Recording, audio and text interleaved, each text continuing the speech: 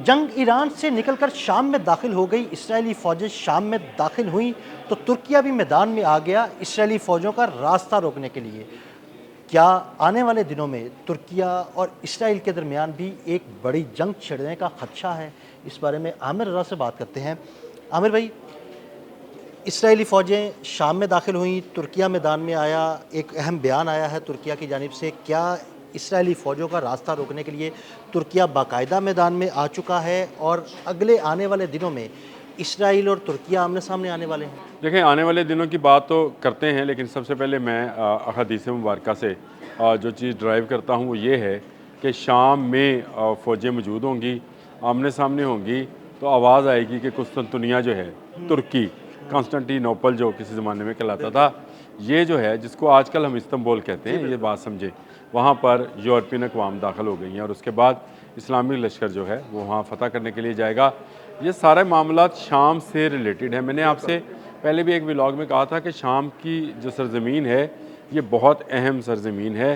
तुर्किया को भी इसका एहसास है और अदराक है, इसराइल को भी इसका एहसास और अदराक है, और आखिरकार तमाम फ़ौजों ने इसी जगह पर आमने सामने होना है, चाहे वो इस्लामी है चाहे नॉन इस्लामिक है। अब आ जाएँ, तुर्किया को क्यों जो है इसराइल के सामने आना पड़ा। शाम की 900 किलोमीटर लंबी तवील सरहद तुर्किया के साथ है, सही। और अगर शाम जो है ये कब्ज़े में चला जाता है तो बराह रास्त इसराइल तुर्किया के लिए एक ख़तरा बन जाएगा। बिल्कुल ऐसी है, वो एक ये रास्ता बन जाएगा ये ना? एक रास्ता बन जाएगा, बल्कि एक ये है कि एक बड़ी पावर जो कि हम समझते हैं कि तुर्किया जो है ना सिर्फ नेटो का रुकन है, बल्कि 5th जनरेशन का कान जहाज़ बना रही है। अभी पिछले दिनों उन्होंने, उनकी कंपनीज़ ने बैलिस्टिक मिसाइल बनाए हैं, उनके ड्रोन्स बड़े मशहूर ड्रोन्स हैं, बड़े मतलब मशहूर हैं। दिफाई साज़ो-सामान में उनका एक बड़ा नाम है। इस पूरे खत्ते में के अंदर अगर कोई मुल्क इसराइल के बहुत करीब समझा जाता था तो वो तुर्की है। बिज़नेस रिलेशंस उनके हैं, उनकी आपस में जो हैं चीज़ें जो लेट्स से उनके सफारत खाने दोनों मुल्कों के, तुर्किया का इसराइल में है, इसराइल का तुर्किया में मौजूद है। लेकिन इसके बाद जब से तैयब एर्दोआन आए हैं, मुसलसल गज़ा और फ़लस्तीन के हक़ में आवाज़ उठा रहे हैं। उनकी एक तकरीर जो बड़ी मशहूर हुई, जो बार बार अगर आप सोशल मीडिया पर जाएँ तो वो आती है, जिसमें वो कहते हैं कि इन्होंने पहले फ़लस्तीन लेना है, फिर इन्होंने जो है इस्तांबुल को लेंगे, फिर ये इस्लामाबाद को लेंगे, फिर ये जो है रियाज़ में जाएंगे, फिर ये इस तरह से ये यहूदियों का एक बड़ा एजेंडा है। काहिरा का नाम भी लिया उन्होंने, तो मुख्तलिफ़ इस्लामिक ममालिक के जो अहम शहर हैं उनका उन्होंने नाम लिया। तो इसका मतलब यह है कि इसको यहीं पर रोका जाए। यहाँ से वो कन्फ्लिक्ट जो आमने सामने आए, नेतन्याहू और तैयब एर्दोआन यहाँ से आमने सामने आते हैं, और उसके बाद अब तुर्किया के वज़ीर ख़ारजा ने भी ये बयान दे दिया है कि इसराइल गैर कानूनी तौर पर लेबनान और शाम पर हमलावर है, और तुर्किया को ये नाकाबिले बर्दाश्त है कि हम अपने हमसाया मुल्क जो कि शाम है, सीरिया जिसको बोलते हैं, वैसे तो शाम अगर समझे तो आपको ये लेबनान और फ़लस्तीन और ये इसराइल, ये सारा शाम का ही इलाका है। तो इस इलाके के अंदर इसराइल किसी की सूरत कबूल नहीं है। जब से शाम पर हमलावर हुआ है इसराइल, तुर्किया ज़्यादा एक तो अग्रेसिव हो गया है, और दूसरा नज़र आता है कि आने वाले दिनों में अगर इसराइल ने अपनी मज़ीद जो है फ़ौज को शाम के अंदर मज़ीद आगे तक बढ़ाया, तो तुर्किया की फ़ौजें और इसराइल की फ़ौजें आमने सामने होंगी, और अमेरिका इससे लातल्लक हो जाएगा। मैं आपको इसकी वजह, बड़ी वजह ये बताता हूँ कि अमेरिका नेटो बनाने वाला है, और नेटो का ये असूल है कि नेटो के किसी मुल्क पर अगर हमला होगा तो उसकी क्लास 5 के तहत उस मुल्क के हक़ में जो है तमाम ममालिक मुखालिफ मुल्क के ख़िलाफ़ जाएंगे। इसराइल नेटो का रुकन नहीं है, नॉन नेटो कंट्री होने के नाते इसराइल को ज़्यादा ख़तरा है। अगर अमेरिका साइडलाइन पर हो गया तो ईरान से ज़्यादा तुर्किया जदीद टेक्नोलॉजी रखता है, और तुर्किया के तो फिर शदीद बात शदीद। बढ़ेगी। देखें, तुर्किया तो अब अपना जेट इंजन अपना बना रहा है। कान पर जो इसका प्रोजेक्ट है उसमें पाकिस्तान भी शामिल है। इस प्रोजेक्ट के तहत वो 5th जनरेशन का अपना जहाज़ बनाने जा रहा है। तो इसका मतलब ये है कि आने वाले दिनों में आप तुर्किया को एक बड़ी पावर के तौर पर देख रहे हैं। तैयब एर्दोआन को इस बात का अदराक है। वो पहले यहूदियों के ख़िलाफ़ बोलते रहे हैं, लेकिन अब फ़लस्तीन के मामले को लेकर उन्होंने बहुत अग्रेसिवनेस दिखाई।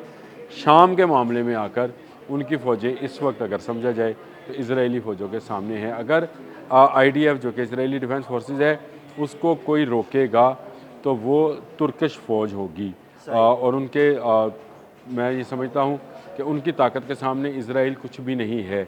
अब ये अमेरिका के लिए भी एक बड़ा इम्तहान बनने जा रहा है कि क्या वो एक बड़ी जंग को रोकेगा। हाँ, मतलब मैं मेरा मेरा ये क्वेश्चन है इसी से रिलेटेड कि अगर तुर्किया और इसराइल आमने सामने आ जाते हैं और जिस तरह तुर्किया नेटो का रुकन है और उस पर हमला तसव्वुर होगा, तो क्या उस वक्त अमेरिका तुर्किया की हिमायत और मदद के लिए मैदान में आएगा या इसराइल की जानिब खड़ा होगा? देखिए, पहली बात तो यह है कि अगर आपने मुझसे पूछा है तो मेरा अपना गुमान यह है कि अमेरिका इसराइल के साथ खड़ा होगा, क्योंकि ये बाइफरकेशन होनी है।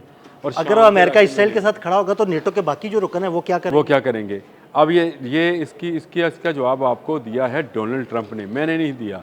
डोनाल्ड ट्रंप ने 40 रोज़ा जंग के दौरान, अगर आप और मैंने डिस्कस भी किया था कि इस जंग के दौरान उसने कहा नेटो कागजी शेर है, नेटो का कोई फ़ायदा नहीं, अगर नेटो मेरी मदद को नहीं आया तो मैं भी इसकी मदद को नहीं आऊँगा। नेटो को हमारी मदद के लिए आपने हरमज़ में आना चाहिए था।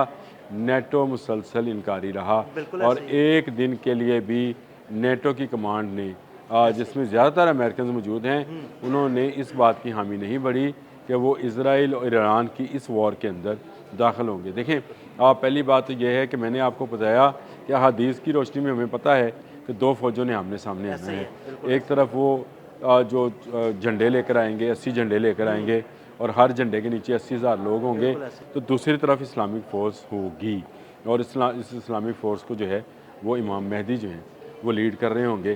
तो शाम के इलाके में ये जंग तो होनी है। अब इसमें इसको कब तक होगी, क्यों नहीं होगी और इसको कब तक रोका जा सकता है, ये उन ममालिक की, मैं ये समझता हूँ, गैरत पर मुनसर है। अगर तुर्किया ने ज़्यादा गैरत दिखाई, शाम के इलाके से इसराइल को मार भगाया, तो फिर यूरोपियन अक़वाम जो हैं या अमेरिका जो है, जिनको सफ़ेद फार्म आप कह लें, रेसिस हैं, ये इसराइल की मदद को आएंगी और उसकी सूरत में इस्लामिक लश्कर एक तरफ हो जाएगा। सुबह हमने इस पर बात भी की थी कि इस्लामिक नेटो बनने जा रही है, उसमें तुर्किया शामिल है, उसमें सऊदी अरब शामिल होगा, उसमें बाकी चीज़ें शामिल होगी। चाइनीज़ जो हैं उसमें अपना किरदार अदा करेंगे और रिलेटेड हो सकता है, और रशिया भी अपना किरदार अदा करेगा, ईरान भी उसके अंदर शामिल होगा।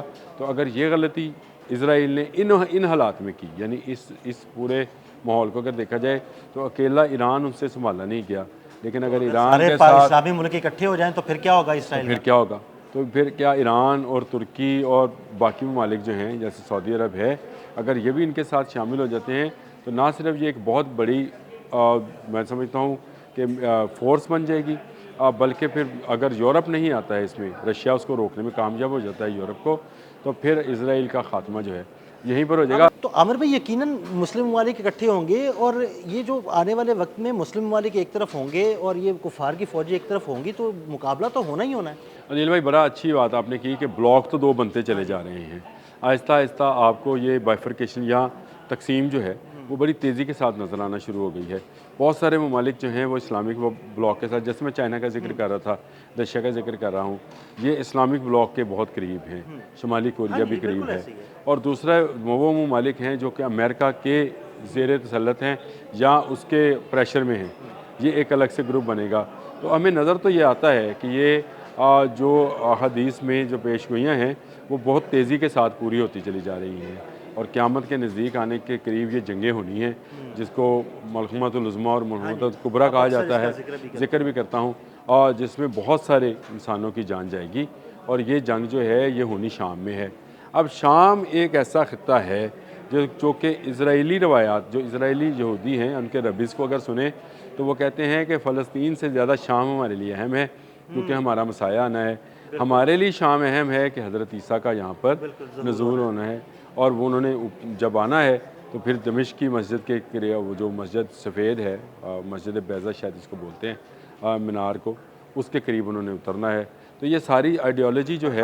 आमिर, वो एक हदीस भी है, इसका मफ़हूम हमारे नाज़रीन को ज़रूर बताइएगा कि क़यामत तब तक ना आएगी जब तक शाम में ख़राबी नहीं होगी या शाम में कोई ऐसी मामलात नहीं होंगे। इससे हवाले से कोई हदीस भी है? जी बिल्कुल, एक हदीस है, उसमें शाम का जिक्र नहीं है।